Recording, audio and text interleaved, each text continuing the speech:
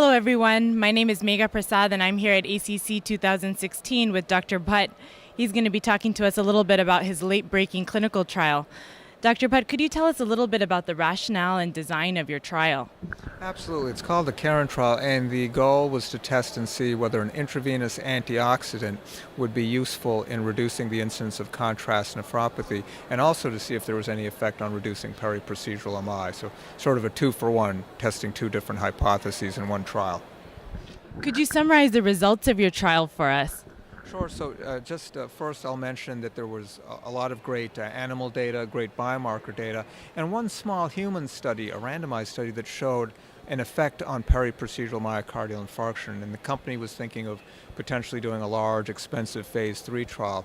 I must say I was a little skeptical, as I usually am, about data, and thought it wise to do a confirmatory sort of study and perhaps even extend the observations previously about periprocedural MI to see if there was an effect on contrast nephropathy, where in theory an intravenous antioxidant might be useful. Bottom line, no effect of the compound on periprocedural MI, no effect on contrast nephropathy. And at least we haven't analyzed all the data because the data just became available right before this late breaker. But at least to the extent of what we've analyzed so far, there are no signals of benefit. So, I think the trial is useful because it does keep us from going and doing a large, expensive trial, and then those R&D dollars can instead be used for something that's more likely to be fruitful. That's great. It was exciting hearing about that here at ACC. Can you tell us a little bit about what your next steps are?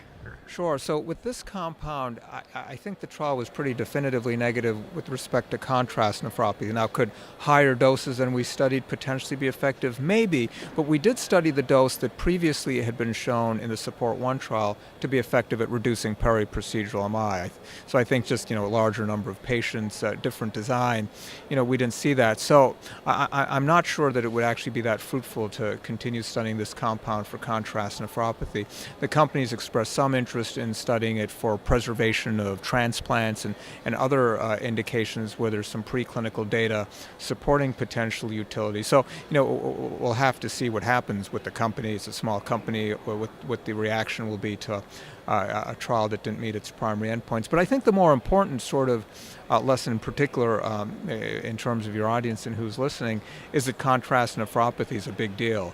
That is, in patients that are at risk for contrast nephropathy, it's a common occurrence. In our study, about 20 to 25% of people had acute kidney injury as we defined it using the KDIGO definitions, and there was a high rate of hospitalization or rehospitalization. There was a high rate of extension of the duration of hospitalization due to contrast nephropathy.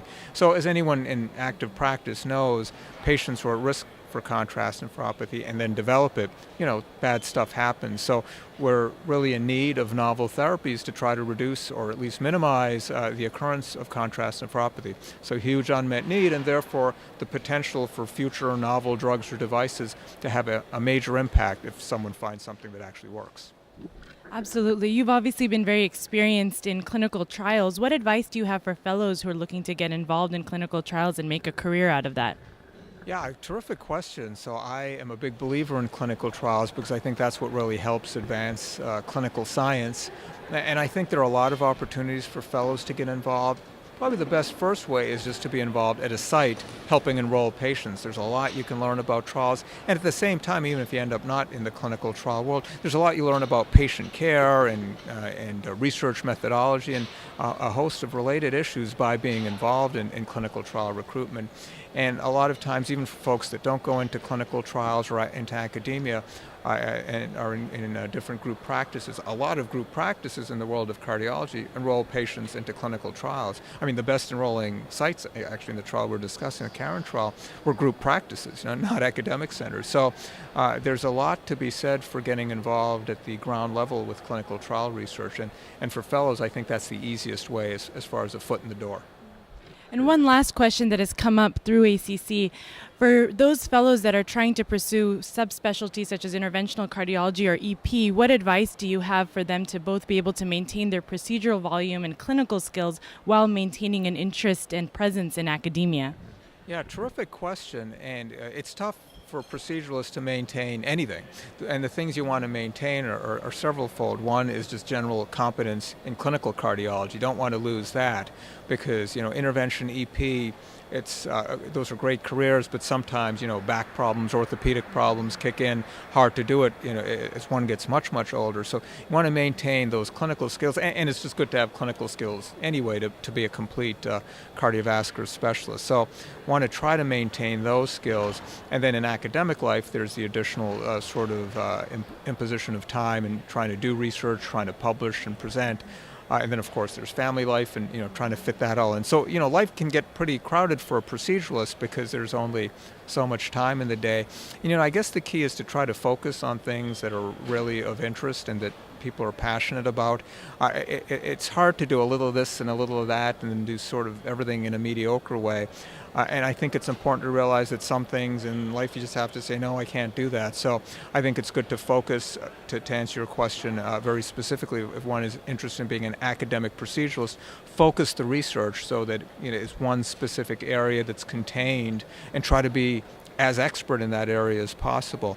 That's good advice in academia in general, because when it comes time for promotion committees and so forth to look at an applicant's portfolio, it ends up being viewed better to be really good and expert in one defined area than doing a bunch of stuff that's all over the area. I mean, I kind of do a bunch of stuff. I'm a little bit all over the place, but in general, it's not an efficient way of getting promoted. You really do want to be viewed as an expert in a particular area. And if that clinical and research area match up nicely, that makes life much more time efficient. That's some really great advice, maintaining focus. Thank you so much, Dr. Bhatt, for being with us today. For more videos like this, please go to www.youtube.com/fitsonthego. Thanks.